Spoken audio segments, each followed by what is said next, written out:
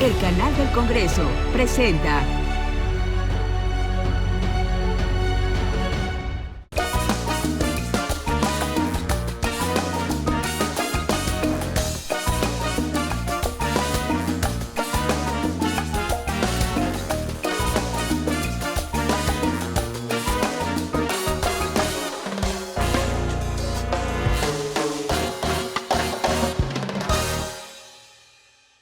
La visita incómoda le toca hoy a la cantante Susana Harp, senadora por Morena desde 2018. Susana es originaria de Oaxaca, uno de los estados más diversos del país y con una enorme riqueza cultural que ella ha sabido plasmar en su trabajo artístico. Parte importante de su trayectoria como cantante se percibe como un tributo a su terruño.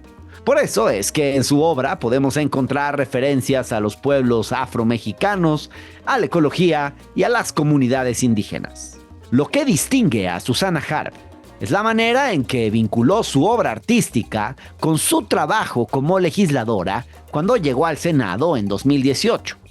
Ahí nació un proyecto sin precedentes y muy original que materializó en leyes el contenido de sus propias canciones. En el Senado de la República, Susana Harp presentó iniciativas para reconocer al pueblo afromexicano en el artículo 2 de nuestra Constitución, para favorecer al medio ambiente, proteger la partería tradicional y para la protección del patrimonio cultural de los pueblos y comunidades indígenas y afromexicanas. Pero lo más interesante es que todo esto, antes de volverse leyes, fue música. Acompáñenos a esta conversación con la senadora Susana Harp para conocer este peculiar proyecto.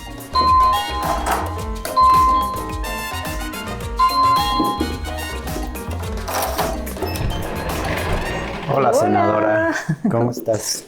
Qué bueno que viniste. Muchas gracias por la invitación. Encantada, pasa. Qué bonita casa. Gracias. Llevas un rato sin cantar, ¿verdad? Ya. Bueno, no 6 años exactos. Desde que eres casi. senadora te dedicaste a ser senadora. Sí, había que hacerlo, ¿no? Yo Nunca no diste sabía ni un nada de solo este concierto. Mundo raro en el que me fui a meter. Sí, tenía yo que cerrar, o sea, cubrir algunos contratos que tenía, ¿no?, hechos antes, en 2017. Ajá. Y pues tuve que hacer esos conciertos, pero prácticamente fueron esos y ya. Pero básicamente tú tienes una carrera como cantante ¿de cuántos años? Yo creo que eran como 23 años cuando entré al Senado. ¿A qué edad empezaste a cantar? Tarde, a los 30, estoy un poco perdida. A los 29 y terminé mi primer disco. A los 29. Sí. ¿Y antes qué hacías?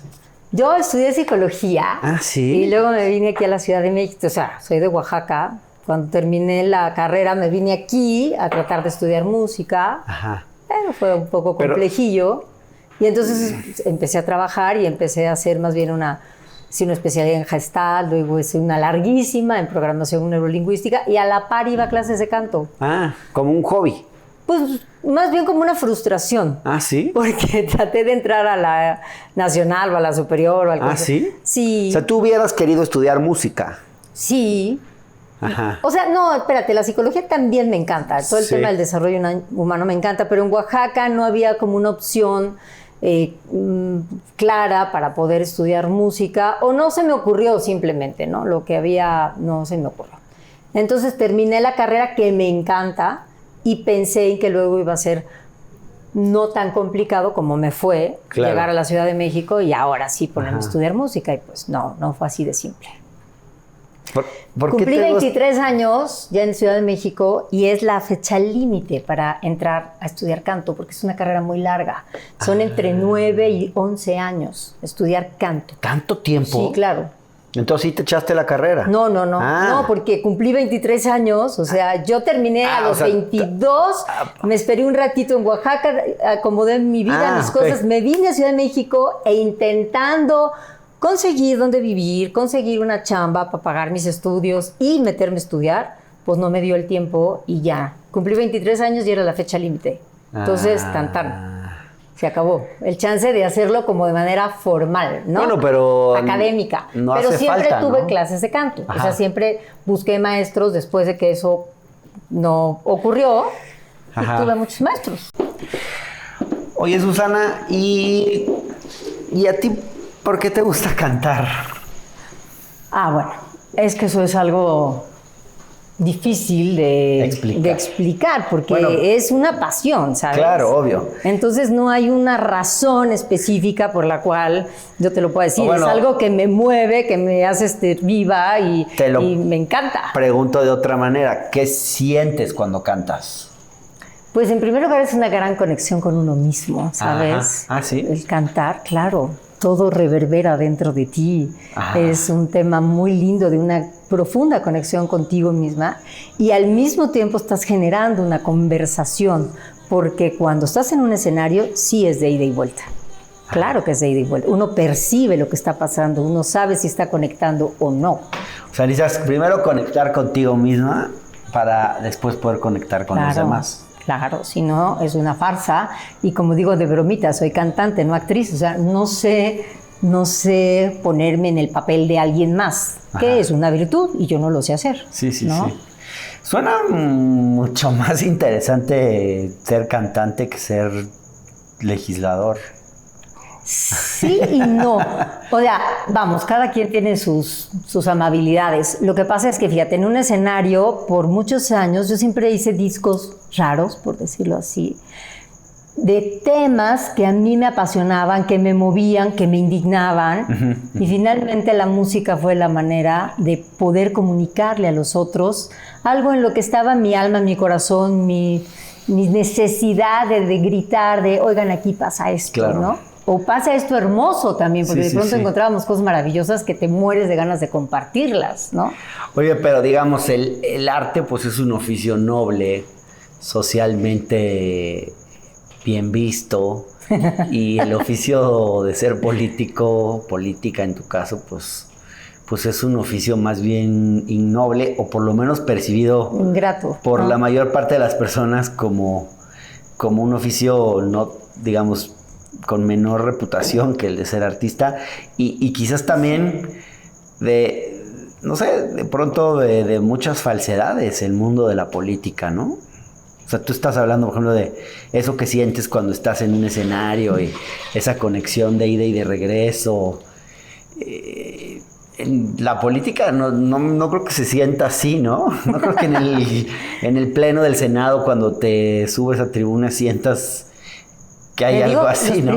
Ni que algo reverbere dentro de ti, ni que, ¿sí? No, al principio sí fue así. Realmente había como un momentum muy bonito en la legislatura. Digo, no tengo idea cómo fueron las anteriores porque ni siquiera me asomaba a esos mundos. Pero no, Hernán, porque para mí ha sido muy emocionante simplemente como cambiar el micrófono. Porque en un escenario yo hacía una metáfora, trataba de comunicar algo a través de la música, pero hacer Fandangos de Ébano, que fue el primer disco que hice sobre el tema de Afro-México, ¿no?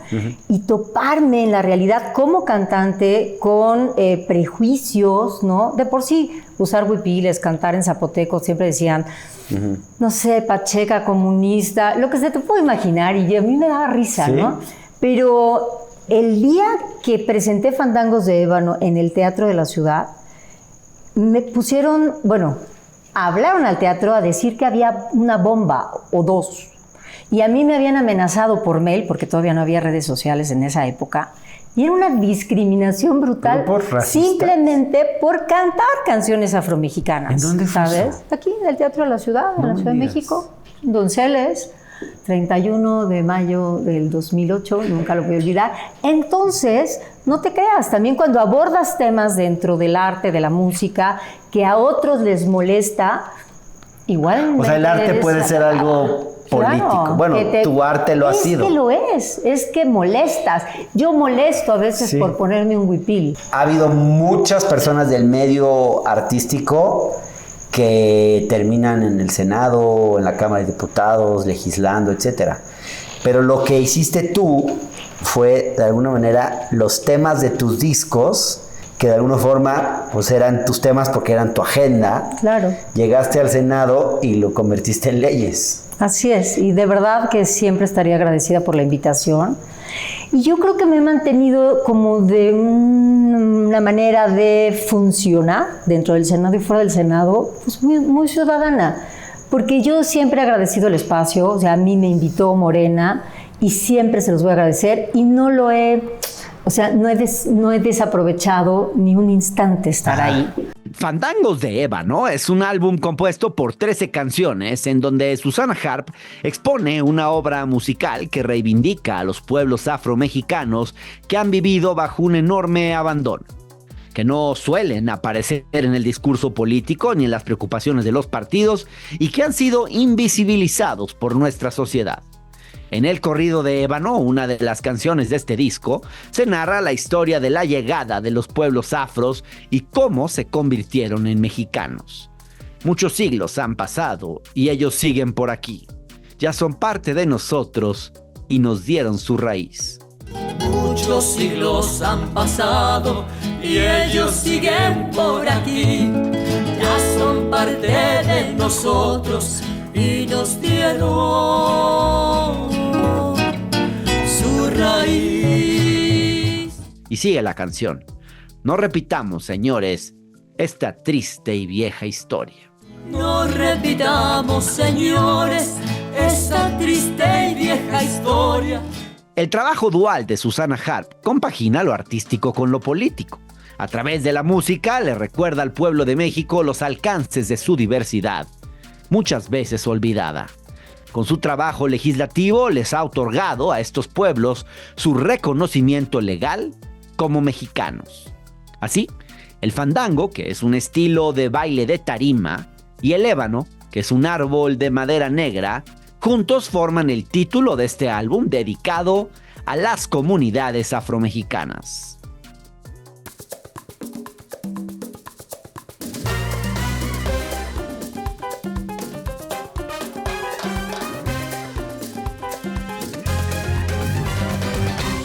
Entonces, pues son varios discos que, bueno, uno es Fandangos de Ébano, ¿verdad? Que es... Fandangos de Ébano es una recopilación de canciones afromexicanas, Ajá. básicamente de Costa Chica. Sí. También está una de Joaquín Pardavé, porque León, Guanajuato y Córdoba, Veracruz son dos ciudades fundadas por cimarrones. Ajá. Entonces Joaquín Pardavé no hizo Negra Consentida nada más por casualidad. Ajá. Toda la cultura afro en México ha estado invisibilizada por años. Nada más 500. Tu música, de alguna manera, es una forma de visibilizar esa cultura. Pues fue mi intento. Y tu intento, tu esfuerzo, pero luego llegas al Senado y promueves la reforma, el reconocimiento afro en la Constitución. Sí. Es que el hecho de empezar a ir a hacer recopilación, mi manera de hacer los discos era hacer primero mucha investigación, Ajá. irme a las comunidades, recopilar, entender eso que quería yo. Y me empecé a involucrar en los foros que hacían las propias comunidades negras, ya hacen encuentros de pueblos negros. Ya Ajá. ahorita van creo que por el 25º encuentro de pueblos negros. Entonces yo por 2006 empecé a ir a la zona negra de Oaxaca y de Guerrero y empecé a ir a los foros que ellos mismos hacían de sus comunidades y fue muy lindo, Hernán, porque es un tema que emergió de ellos, era una necesidad de entender qué diablos hacían ahí, cómo llegaron, cuál es su cultura, empezarse como a autodescribir por qué comían tamales de tichinde y por qué hacían chilenas y por qué hacían son de artesa, de dónde había llegado, o sea, fue una introspección y fue buscar afuera. Entonces yo escuchaba que lo que más querían era el reconocimiento constitucional. Ajá. Era lo que ellos peleaban, estar en la Constitución como Claro. cualquier otra cultura mexicana. No estar subsumidos o generalizados dentro de los pueblos indígenas, porque ellos no se sienten un pueblo indígena. Es que no lo son. No lo son. No lo son. Son comunidades afromexicanas. Afrodescendientes, afromexicanas o negras, y tienen una historia totalmente diferente, ¿no? A ver, cuéntame la historia de este disco. Fandangos es un tipo de baile y el ébano es la madera. La madera una negra, fiesta, oscura. ¿no? La madera oscura. Exacto. Entonces es como la fiesta. Eso es un título que yo inventé. Ajá. Y ya le pusimos canciones afromexicanas y otros confusos. ¿Qué canción de este disco te gusta más? Pues hay muchas, precisamente Hay piezas del mismo Álvaro Carrillo, que es un afro totalmente, es un ser afro-mexicano. Ajá. Sus rasgos son afrodescendientes. Él nació en Cacahuatepec, Oaxaca, ajá, aunque los de Guerrero siempre nos lo quieran robar, saben que es de Oaxaca. Sí. Y, por ejemplo, es que él es afro. ¿Has visto alguna foto de Álvaro? No. Pues te voy a enseñar una. Oye, ¿tienes alguna, puedes cantarte algo o ya no cantas? O el puesto de senadora algo te impide cantar públicamente. Te voy a contar algo. Ahora me daría un poco de pudor hablar en primera persona porque sería como usurpar su identidad. Pero canté 1000 veces, ¿no? Algo así como: soy el negro de la costa de Guerrero y de Oaxaca. Soy el negro de la costa de Guerrero y de Oaxaca. Hicimos una exposición y entonces las fotos tenían una tarjeta enorme para que vieran perfectamente que estaba hablando de Collantes, Oaxaca 2017 y que no eran fotos del siglo antepasado. Que hice como performance antes pues de entrar al pleno del Senado y luego les regalé una foto, cada uno de sus pupitres, de sus escaños, había una foto muy linda el día que presenté la ley. Entonces, el arte te ayuda a sensibilizar, a comunicar, ¿quién me iba a poder decir que no? Sí, ¿no? Claro. Me acompañaron todos los grupos parlamentarios. Fue increíble ver todas las manos levantadas para acompañarme primero en la iniciativa y luego votaron a favor. ¿Y la reforma fue sencilla de pasar? Sí, la verdad sí, por eso te decía, yo creo que hubo un buen momento en 2018, 2019, donde pues no había todavía temas tan complicados, todavía no venía la primera elección intermedia, que era hasta el 21, o sea, los ánimos eran muy amables todavía dentro del Senado. ¿Y qué importancia tuvo pasar una reforma como esa? Porque, por ejemplo, ya cuando se hace el censo, pues ya se cuentan a los afros. Es la primera cuestión en la que pudimos incidir, porque el INEGI por muchos años decía que no tenía que contarlo porque no contaban por raza. Eso era lo que nos decían.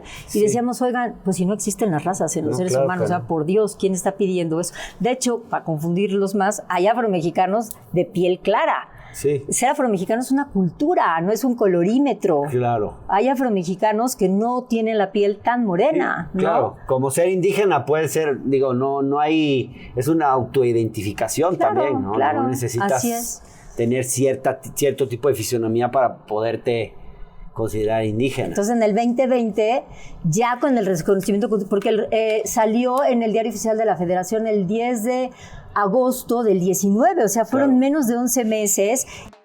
En otro de sus discos, Agua Diosa, Susana buscó entrelazar a la ecología con la música. En sus canciones le da un papel central al medio ambiente, haciendo referencia a la catástrofe climática que no parece tener freno en nuestra sociedad. El álbum comienza con una pregunta: ¿quién parará esta locura? Susana Harp expone en este disco la forma en que se han devastado ríos y selvas por la ambición del hombre y cómo, paradójicamente, el propio ser humano es el que está destruyendo el planeta que habita. El otro tema, digamos, que fue un disco tuyo y que llegó al Congreso es Agua Diosa, ¿no? Agua Diosa. También se convirtió en ley porque es toda la agenda ambiental. Sí, de ahí te voy a confesar, ahí intenté varias, solo logramos una, ya que llegara al Diario Oficial de la Federación. Es mucho más complicado. Me quedé con una propuesta de cambio constitucional al cuarto constitucional, donde incluíamos a la sociedad como parte de quienes somos responsables de la conservación. Y introducíamos la palabra, no existía la palabra contaminación. Entonces, cualquiera que contaminara, en la ley no se habla del tema de contaminar, en todo el tema cuando se habla de temas ambientales, pero la palabra contaminación, el concepto contaminación no está en el cuarto constitucional. Entonces, fueron mis dos intentos en esa. Se aprobó en el Senado, pero se quedó parada en Cámara de Diputados. Como muchas cosas, tristemente, en Cámara de Diputados es como más complejo porque también son muchos más, ¿no? Nosotros somos 128, allá son 500 y entiendo que las agendas son más complicadas. Pero logramos logramos una donde vemos sobre el tema de los bosques, de los acahuales, de una serie de maneras de nombrar pequeños espacios o grandes espacios donde, por ejemplo, como no se nombraba de manera correcta, un acahual es un área que puede estar dentro de una ciudad, donde se formó un pequeño ecosistema, pero como no estaba en ley y podía llegar cualquiera de estas constructoras de viviendas y podía tumbar los árboles porque no estaba dentro de lo que se tenía que conservar. Entonces son esos pequeños manchones verdes de las ciudades que había que conservar. Oye, ¿no? me gusta este título para una canción. ¿Quién parará esta locura? Es de Rafa. Es de Rafa Mendoza, es increíble esa pieza. ¿Podemos oír un pedacito? Sí, oigamos ¿Quién parará esta locura? ¿Quién parará esta locura? ¿Quién parará esta locura? Parará. ¿Quién parará esta locura? ¿Quién parará esta locura? Parará. ¿Quién parará esta locura? No sé si te has puesto a pensar que en la última campaña electoral nos tocó una onda de calor en México que no había tocado nunca. Yo en la Ciudad de México no recuerdo esos calores. Y aún así, teniendo la evidencia ahí frente a nosotros, ese no fue un tema durante la campaña. O sea, no se habló de cambio climático. Quizás hay un debate, pero pues es como que debiera ser el tema de temas. Y apenas es un tema más, que nunca es prioridad, siempre es secundario el tema ambiental. Pues sí. Y la verdad es que el planeta no se va a acabar, pero nuestra posibilidad de vivir en el planeta sí, pues y aún así lo seguimos destruyendo. Así dice una canción, yo sé que el mundo no se acaba, el hombre es quien se deshace, ¿no? O sea, el mundo no... La tierra se hace pedazos, no hay hacia dónde correr, nadie parece entender, todos se cruzan de brazos. Aguadiosa, esa es la que le da el nombre al disco. Sí, es de un grupo de jarochos, de gente de Oaxaca, de Veracruz, de grandes músicos jóvenes también, y tenían un grupo, Tapacamino, y ellos hicieron esta pieza y me permitieron cantarla. Sí. Entonces, está la reforma del artículo 7 de la Ley General de Desarrollo Forestal Sustentable. Así es, esa sí la logramos. ¿Esa sí se logró? Esa la logramos, ya está en ley, ya se publicó hace mucho tiempo en el Diario Oficial de la Federación, y me quedé se quedó en Cámara de Diputados el cambio al cuarto constitucional. Ajá. Pero todavía hay tiempo. Pues sí. A insistir. Susana Harp dedica un tercer álbum titulado Arriba del Cielo a la partería tradicional, una práctica en la que mujeres no profesionales asisten en la labor de parto según las prácticas tradicionales en sus comunidades. Para contribuir con esta causa, la senadora impulsó cambios a la Ley General de Salud en favor de la partería tradicional. Estos cambios establecen el derecho de las mujeres embarazadas a optar por la atención de las parteras tradicionales, reconociendo esta práctica como una condición digna para la labor de parto y liberando estas costumbres del marco regulatorio que aplica para los procedimientos médicos modernos. El otro disco es Arriba del Cielo, que se tiene que ver con...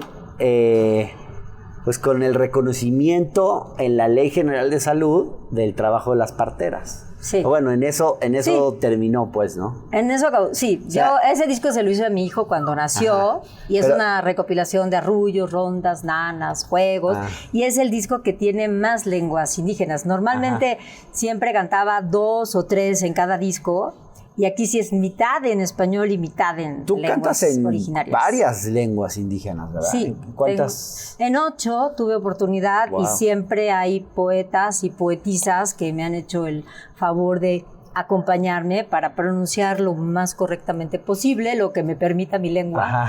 ¿No? ¿Pero hablas alguna lengua indígena? No. Sí, por lo menos en Zapoteco sí se me están albureando, ¿no? Sí. Porque son terribles Sí. mis paisanos del Istmo. Pero, Los albures sí pero los no, detectas. ¿En serio? Son terribles. Pero no puedo, o sea, yo no puedo entablar una conversación.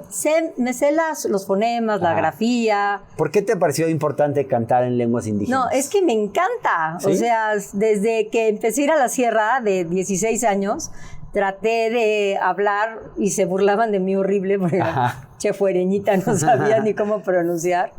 Me enseñaron a tejer en telar de cintura y también tuvieron la culpa de empezar. Es que, querido, cuando te sientas en cuclillas y tratas de tejer algo y ves la complicación que eso implica, ¿tú crees que mis ojos volvieron a ver un huipil de la misma manera? Pues no, o sea, entendía yo la maravilla que había. Y Claro, luego cuando ya no es lo mismo pude... verlo ahí a la venta que ver el trabajo que hay detrás de eso. No, bueno, mis trapos todos chuequitos que me salían horrendos y todo. Hay- Y el zapoteco es una lengua muy dulce, canta solita, es preciosa. Sí. Hay una canción aquí que se llama Azul Silvestre. Ese es de Pepe Lorza, Ajá. es totalmente contemporánea. Pepe es un gran compositor, de los grandes compositores contemporáneos mexicanos como Sí. Rafa Mendoza, como se me fue Marcial Alejandro, Ajá. y bueno, David Aro, y por supuesto el otro es Pepe Lorza. Él Sí, es sí, de sí. Chiapas y él hizo ese arrullito a ¿Cómo su va? hijo ¿Cómo va? cuando A ver. nació. Ajá. Y mejor el de Maya, que me decías hace ratito. Ajá. Fíjate, en Maya hay una K que es un poco complicada porque es acá atrás. Ajá. No es cones, es cones. Entonces tiene todos sus bemoles de intentarla cantar, ¿no? Sí, claro. Es vamos niños ya porque se está ocultando el sol, están como haciendo una ronda. Konesh palesen, shiktubin yokolkin, pero debería decir konesh.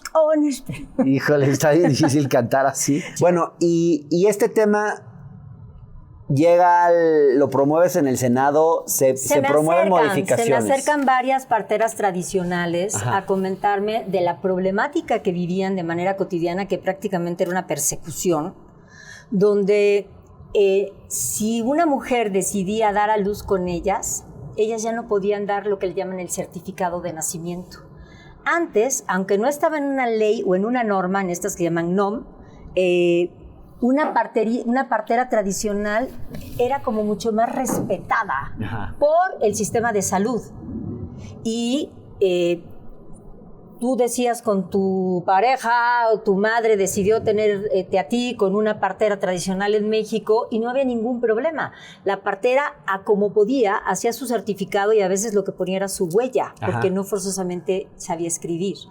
Y se le reconocía en la instancia civil, ¿no? Para sacar el acta de nacimiento y no había problema. En estos últimos años, ya desde hace varios sexenios, empezó, sin que fuera una norma, pero por debajo del agua, a hacerse uso y costumbre de decir, bueno, si tú tuviste a tu hijo con una partera tradicional, tienes que ir antes de 48 horas a cualquier clínica de salud para que te ausculte, ¿no? Te vean que realmente acabas de parir. Y entonces la clínica o el hospital, lo que tuvieras más cerca, te da el certificado de nacimiento y solo con eso te podían dar el acta de nacimiento. Entonces ni siquiera estaba prohibido, no había una norma que lo prohibiera, pero los usos y costumbres que se estaban dando eran así. Todo era por debajo del agua. Sí, sí, sí. Entonces hicimos un cambio a la ley de salud para pedir el respeto. Pero son tres, porque es el derecho a la mujer a decidir con quién tener a su hijo o hija. Es el respeto a la partera tradicional, que valga la pena decir, querido Hernán, que hicieron una labor increíble cuando fue la pandemia, que por ejemplo Oaxaca, Chiapas, se cerraron muchas comunidades. Ellas hacían el trabajo de todos, porque no nada más son parteras, porque saben usar las hierbas, porque saben bajar una calentura. A ver, las medicinas salen de las plantas, por Dios. Porque la medicina tradicional no es chantaje, tan válida como la medicina. Claro, no es un merolico, la partera tradicional no es un merolico que se pone en la esquina de lleve la pomada, no. Es una Tiene mujer saberes. que nació Nivel. en ese pueblo y que medio pueblo ha nacido con ella y que todo el pueblo la reconoce y la respeta. No es una gente que de pronto llegó a venderte pomaditas. Claro. Y de pronto desde la Ciudad de México parece que va a ser un ser humano hasta que llegó ahí a vender y a no, es doña Juanita que tiene... Es una institución. Sí, es una institución, Claro. ¿me entiendes? Y se trata los cambios a la ley, justo eso es lo que buscan, reconocer eso. Y se logró. Se Ajá. logró, entonces. Y también el último derecho, el derecho a los niños y niñas a tener identidad.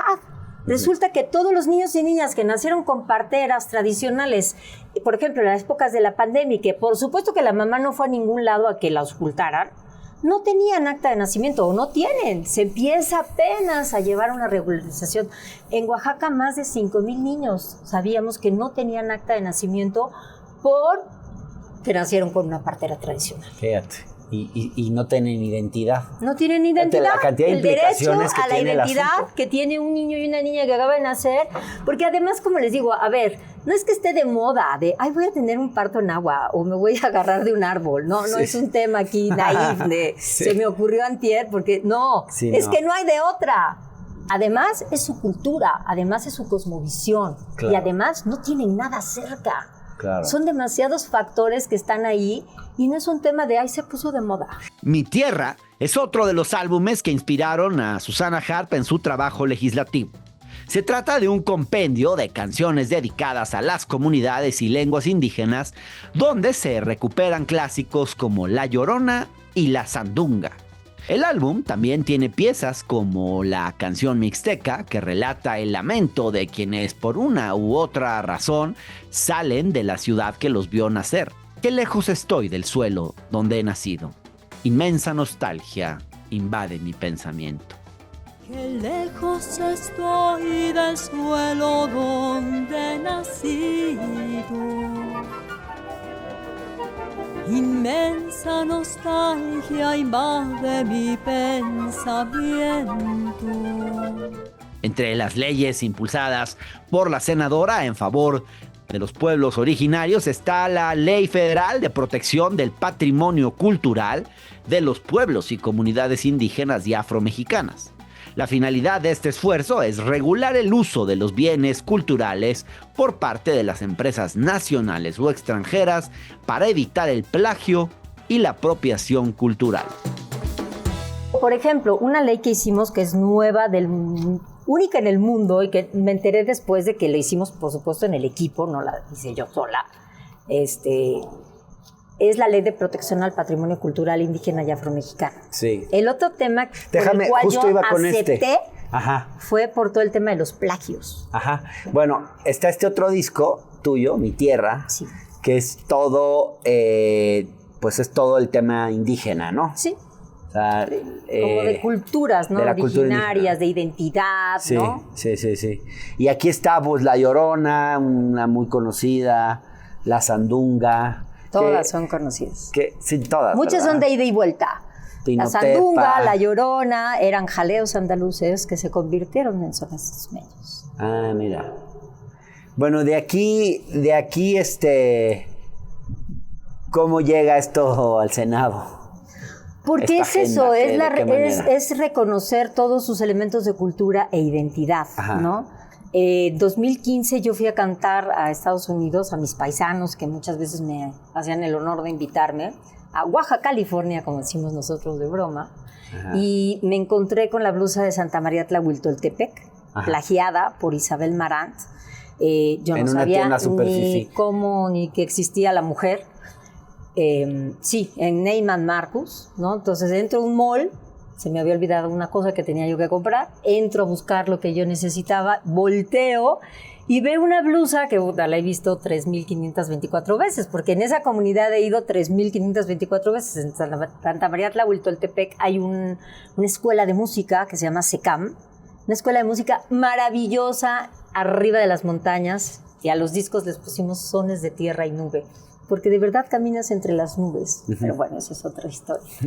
Y entro a la tienda creyendo que había una presencia de Oaxaca o de México en la tienda, como aquí pasa en el Palacio de Hierro, que de pronto hacen presencia de Durango, presencia de Oaxaca. No. Sí, y sí. entré y de pronto vi un rack y arriba decía Isabel Marant, colección Etual otoño-invierno. Y te juro que se me alació el pelo. O sea, yo decía, ¿cómo? O sea, ¿cómo que colección? ¿Cómo? Es la blusa de Tlahui. ¿Cómo? Y yo, por más de que le volteaba a ver si en algún lugar refería a México, a Oaxaca o a Tlahuitoltepec, nada. Y ahí se te prendió el foco de que había que legislar en esa ahí materia. No tenía la menor y más pálida idea de que yo iba a ser algún día legisladora. Fue 2015. Ok. Ahí lo que hice fue tomar fotografías y empezar a tuitear como loca. Enojada. Y empezamos a hacer un pequeño movimiento y luego hicimos aquí un concierto muy lindo que se llamó 1, 2, 3 por Tlahui. Y entonces nos trajimos a un montón de personas que pues son bordadoras, nos trajimos a la banda de Tlahui y hicimos un relajo increíble en la Ciudad de México. La gente se volcó de una manera súper solidaria. Y en muchos años, cualquier persona que vendía blusas de Tlahui, que todas sean de la comunidad, se les vendían en un instante. Sí hicimos un ridajeral, la verdad. Sí. Y luego, pues llega la posibilidad de la vida, da vueltas la historia y yo soy la que llega al Senado. Entonces, por supuesto que lo traía más que en la cabeza. Fue muy complicado. O sea, tú llegaste al Senado ya sabiendo que querías legislar en ese Eran dos temas muy claros, afromexicanos y plagios. ¿Cómo íbamos a entrarle? ¿Quién sabe? Porque pues, yo no sabía nada. Sí. Generó polémica lo de los plagios. Sigue generando. Hubo un sector que no le gustó que se legislara en esa materia, ¿no? Porque lo que pasa es que, a ver, yo no podía hacer una ley de textiles. Hubiera sido tonto. Ya cuando no sé... A ver, nosotros empezamos el 1 de septiembre del 2018. Por ahí yo creo que del 1 de octubre ya sabía yo que Diego Prieto se iba a quedar. Entonces nos hizo el favor de abrirnos una mesa en el INA con antropólogos, con, en fin, gente especializada en textiles y demás, más con gentes de las comunidades, y empezamos a hacer una gran mesa de trabajo, a poner sobre la mesa qué hacer. Yo qué diablos iba a saber qué hacer, pero había que hacer algo. Entonces, cuando le vas entrando al tema, lo que entendimos después de tiempo fue que no existía una cobertura legal para los derechos colectivos. Ajá. Existía... Si yo hago una canción, pues yo voy al Indautor. Si tú haces un libro, vas al Indautor y lo registras, Sí, ¿no? sí, pero la comunidad de Coajinicuilapa no puede registrar algo como... No había dónde de decir esto es los derechos de autor nuestro. son para las personas, no para los colectivos. Podía haber algo ¿No? colectivo, pero entonces te volvías una persona moral o te volvías Una una empresa o empresa algo o así. te volvías, ¿no? O las patentes y marcas, que ese es otro tema con el INPI, con EMI, Instituto Mexicano de la Propiedad Industrial. Sí. Entonces son leyes que tienen lógicas diferentes. Claro. Pero no había una ley que tuviera una lógica colectiva, Sí, comunitaria. Entonces por eso tuvimos que hacer una ley nueva, totalmente nueva, compleja, porque hay que ponerse de acuerdo en comunidad para definir qué le piden al tercero Claro. que quiere accesar a ese elemento de cultura. Entonces tenía que entrar todo, no nada más Claro. eran los textiles. Pero ya está, ya pasó, ya es ley. Es ley desde enero del 2022 y hemos logrado parar muchos plagios dentro de México, porque además... Fuera no, ¿verdad? Fuera no, porque la ley se aplica en México, Pues sí, pero no hay manera de ¿cómo reclamar. decirles a los franceses, deja de plagiarnos si en México había plagios? O sea, ¿cómo decirle al de afuera, respeta mi casa, si adentro de la casa no se respetaba? Claro. Entonces, primero hicimos el cambio a la ley de indautor. Entonces, en la ley de indautor hablaba en un capítulo y decía que le daba un tratamiento como si fuera dominio público. Este rebozo, una canción, estos aretes, este textil, era como si fuera dominio público. Tú podías accesar, quien sea podía accesar. Y en un articulito abajo decía que era importante nombrar de dónde era ese elemento de cultura, o sea, que le dieras por lo menos visibilidad, lo cual no ocurría, Hernán. Claro. Entonces, lo primero que hicimos fue quitar esa gran piedra, porque lo que hacían muchas empresas que viven en México, que están en México, era legal, aunque no fuera ético, pero era legal. Entonces, primero fue cambiar la ley del indautor, equilibrar en derecho a cualquier elemento de cultura e identidad indígena o afromexicana, igualdad de derecho como una obra literaria o artística. Si yo tengo un libro de Hernán Lo que es mío es el libro, el objeto, pero yo no debo de irlo a fotocopiar y luego venderlo, porque es tu libro y tú sigues teniendo el derecho autoral, aunque el objeto Lo mismo sea mío. esta camisa. Claro, huipil. Lo Este mismo huipil. este huipil. Ajá. El huipil es mío, pero no la autoría. Yo no debo de ir luego a sacarle una buena foto e imprimirlo y hacer 700,000 metros de tela en seda divino Claro. y ponérmelo como mascada. Sí. Te voy a decir por qué. No es un tema nada más de maciosar un extraño enemigo, no. Es porque las comunidades viven de esto. Claro. A mí que me iba a preocupar, si lo hacen, si tienen un permiso para usar la cabeza olmeca, bueno, Pero nunca le hemos dado el pero valor estos están suficiente a lo vivos que hacen las y comunidades. viven de ¿no? esto. Entonces, ¿por qué alguien más va a tomar de lo que tú vives, como tu libro, ¿no? Y entonces Bueno, vender está el difícil otro. vivir de vender Bueno, libros, pero bueno, te llega una lanita. Sí, algo. ¿no? Ajá. ¿Y Sí, por sí, qué sí. no van a tener el mismo derecho? Y ¿Hoy se vale. existe algún mecanismo para que una empresa internacional le plantee eso a Claro. México? Sí, hay. claro. No, la a ley México ya no, lo prevé. a la Bueno, a la comunidad. Sí, claro. O sea, tendría que actuar a través de la embajada. No. ¿O cómo no, sería? No. La ley lo que propone es que el INPI con N, Instituto Nacional de Pueblos Indígenas, acompañe a ese tercero, porque tú no tienes Ajá. por qué saber de dónde exactamente es este huipil o de dónde se hace este arete, ¿no? No tendrías por qué. Pero hay una instancia o la Secretaría de Cultura Federal que te puede acompañar y decir, le pertenece a esta comunidad. Y la comunidad se pondrá de acuerdo y dirá, sí te doy permiso, quiero un porcentaje. No, como es colectivo y comunitario, quiero que me hagas el salón de quinto y sexto año de primaria. Claro. Quiero que me abras una brecha. Quiero que me des la planta potabilizadora. Algo que beneficie a todos. Oye, pues ya se acabó prácticamente tus 6 años en el Senado. ¿Qué te faltó hacer? Me faltó el cuarto constitucional. ¿Qué- Se quedó qué querías hacer? el tema precisamente de ambiental, ¿no? Ambiental. El tema ambiental, que me parece importantísimo cambiar, hacerle pues estos cambios a estos renglones tan importantes. ¿Cómo no va a hablar de contaminación? ¿Cómo no va a estar este concepto incluido? Claro. ¿Y cómo no va a estar la sociedad involucrada Claro. en la salvaguardia de nuestro planeta? Totalmente. ¿no? Entonces me quedó una ley nueva también sobre cafeticultura mexicana. Ajá. Y una ley sobre cambios ese sí es un cambio, la de cafeticultura es una ley nueva completa. La ley del trabajo, Ya. porque no habla más que de actores Sí. y de músicos. Bueno, pues siempre queda algo, pero... Mucho. Oye, pues muchísimas gracias por recibirme, ¿eh? Te agradezco Ahora, mucho. sácame de aquí. Oye, pues yo me voy a poner a oír tus discos. Ahora que que se va a terminar tu periodo como senadora, ¿vas a regresar a cantar? Pues no lo sé. Lo que pasa es que me hicieron el honor de volverme a invitar. Entonces estoy nuevamente anotada para el Senado. Estoy Tú anotada para el ganaste Senado. como senadora, pero... No, me pusieron en la lista. Más bien, yo no estuve haciendo campaña, yo estuve ayudando a hacer todo un diagnóstico de cultura, pero yo estoy en la lista para los senadores y senadoras plurinominales.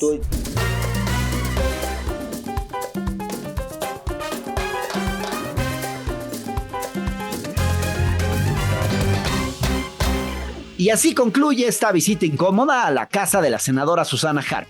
Me parece muy interesante esta forma de juntar la cultura con el trabajo legislativo. Es una manera creativa que invita a salirse de los ritos tradicionales de la política mexicana y enriquecer los espacios de poder político con la diversidad cultural de México. La política no debe estar exenta de imaginación. Muchas veces nos quedamos con una visión acartonada de esta. Como si la política fuera solo cosa de señores de traje negociando las letras chiquitas de una iniciativa o de un acuerdo en algún restaurante fino de la capital. Pero la verdad es que la política es mucho más que eso. En esta edición de La Visita Incómoda pudimos constatar un modo distinto de hacer política.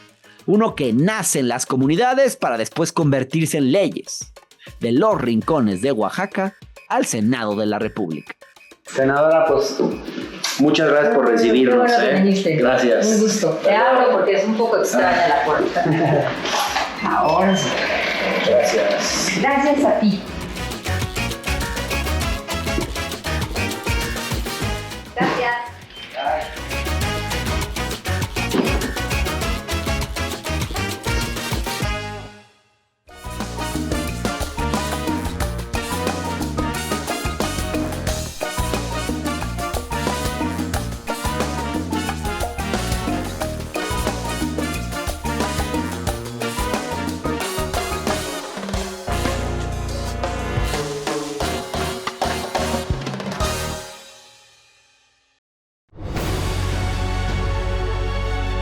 El canal del Congreso presentó